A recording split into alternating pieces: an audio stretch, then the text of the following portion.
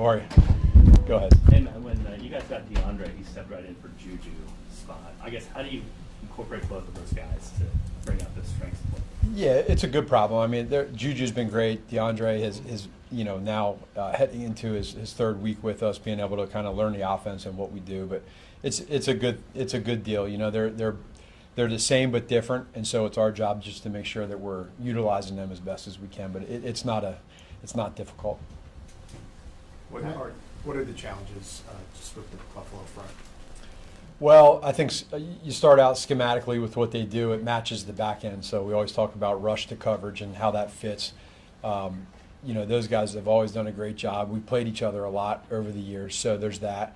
They're tall and lengthy on the ends there. You know, Espinosa, he had a nice tip last year for an interception.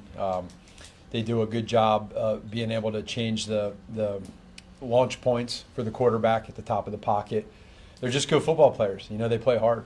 In general, what are you seeing from Xavier right now? I really like where he's at. I know statistically the numbers aren't really where a lot of people will want him, or any of us. You'd like to get maybe some more catches type deal, but he's been fine. I mean, you see some of the shots that we're taking, and the stuff underneath is there as well. So we just got to be patient, working through it, understand that those guys are working each and every day to get their timing down, for Xavier to learn this offense. It's not easy, but we have ultimate confidence. Xavier has been in a phenomenal mindset this entire time, and I think that's probably most important because the time is coming when we start hitting some of those, and it's going to be fun. Matt, Hopkins has been around the league for a while. I'm guessing you coached against him when you were with the Bears, maybe more than once. But is there something you learned about him in your time together here, 3 weeks or whatever it's been? Probably the biggest thing is his willingness to just come into this building and want to almost not start over, but there is a little bit of that with the mental side of it, of what we do, and then how we also kind of tie in what he has done well and merge it together. And then there's the trust factor too. You know, you saw it a few games ago where Pat had to throw down the middle. He made a great catch. The more of those type of throws that we have, the trust level goes up. And then, I think also him communicating to us what he does well, he probably feels more comfortable doing that the longer he's here, and us explaining to him how we do things as well within the scheme, and then you just kind of work those two together. This might be the same thing, Matt, but is that where you see he's made an immediate impact but room for growth? Where are the places you see that in that dynamic with Patrick? Yeah, it's just there might be a specific route that he runs really well, and sometimes we may think he's covered, and he's not as covered as you may think just because of his catch radius, and so that's a good thing. We talked about it the first time we had we got together and talked about DeAndre coming to this team. One of the things with him is he doesn't drop many footballs, and so when you're a quarterback and you throw it to somebody and they catch a lot of the footballs you throw to, there's a trust level that really goes up. Taking the routes, taking the scheme, finding out what he does well. I think it just keeps growing more and more. Matt, obviously the left tackle situation wasn't exactly the way you wanted it in those middle quarters. What do you guys do on the fly to sort of adjust if the protection isn't where you want it to be? And I know Denver's got a pretty good front already. That was part of the game plan. Sure, they have a great front. They're not easy to block, so you want to always be able to help, whether it's a tight end or running back.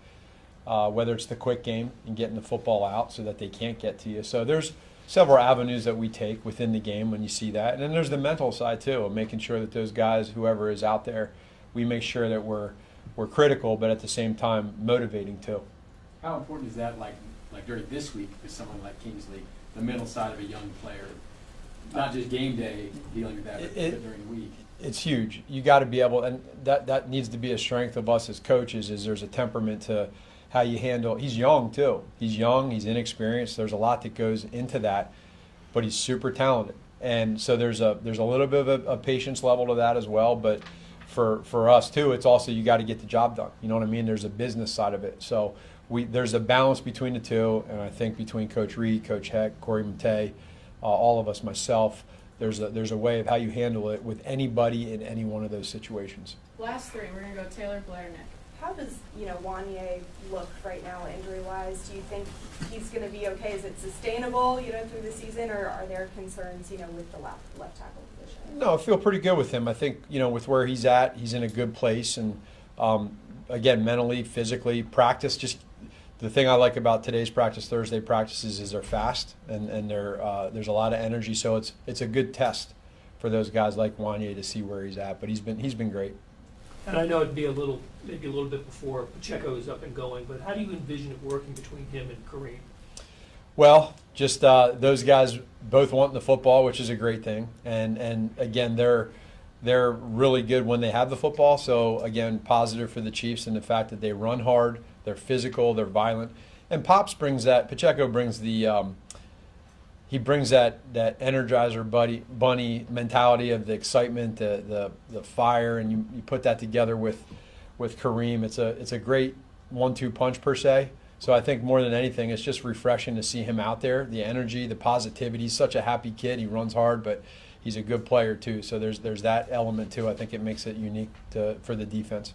Last one, Nick. Matt, with the connections that McDermott has throughout the coaching staff, how mindful you have to be with that during the week in terms of some of the formations and kind of situational football that you may have a little bit more inside feel to than most coaches?